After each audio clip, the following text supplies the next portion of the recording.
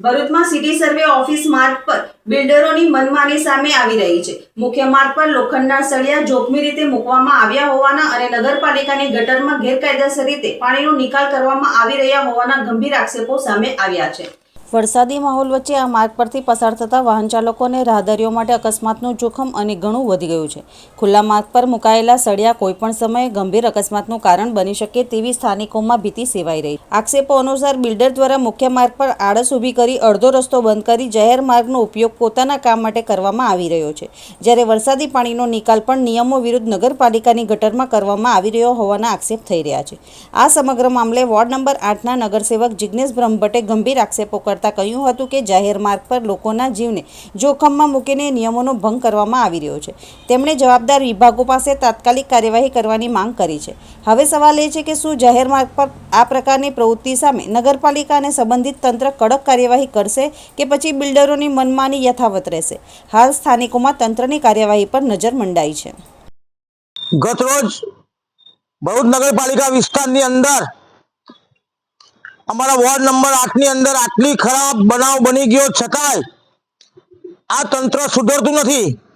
નગરપાલિકાના chief officer સાહેબને મેં રજૂઆત કરી કે સાહેબ આ ગેરકાયદેસર જે પાણી નગરપાલિકાની ગટરની અંદર કાઢવામાં આવે છે, અગાઉ પણ કેમિકલ વાળું પાણી આની અંદરથી આ ગટરમાંથી કાઢવામાં આવેલું। હું નથી કહેતો, જે ગટરના જે અત્યારે કોન્ટ્રાક્ટર છે જીયુડીસી ના કોન્ટ્રાક્ટર, તે એમનું કહેવું છે કે આ ગેરકાયદેસર ગટરની અંદર આ લોકો કેમિકલ વાળું પાણી જે નીચેના પુરાણની અંદર જે બીમ બનાવે છે, બીમની અંદર ગેરકાયદેસર રીતે કેમિકલ નાખી અને આ પાણી બધું અહીંયામાં કાઢેલું।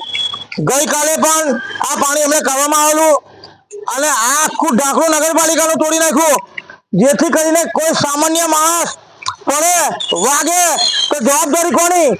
ગઈકાલે જ 2 જણનો જીવ લીધો। આ ચીફ ઓફિસરને મેં આગળ પણ કીધું, મેં એસી ચેમ્બરમાંથી બહાર નીકળો, લોકોને જવાબ આપો, તમને ફક્ત ને ફક્ત પગાર લેવા માટે નથી ઉભા રાખ્યા। આ શોર્ટકટ રસ્તો છે, સિટી સર્વે ભરૂચનું સેન્ટર છે, ભરૂચના લોકોની મિલકત ને લગતા પ્રશ્નો લઈને અહીંયા આવવાનો રસ્તો છે અને આ સેવાશ્રમ રોડ તરફ જવાનો રસ્તો છે, જ્યાં સિટી સેન્ટર આવેલું છે, રેડ ક્રોસ આવેલું છે, ડાયાલિસિસ સેન્ટર આવેલું છે અને આખા જિલ્લાના લોકો અહીંયા કઈ દવા લેવા આવે છે એવો વિસ્તાર આવેલો છે।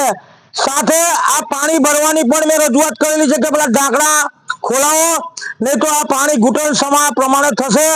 જો આનાથી નિરાકરણ નહીં આવે તો ના છૂટકે મારે ગાંધી ચિંધ્યા માર્ગે આંદોલન કરવું પડશે।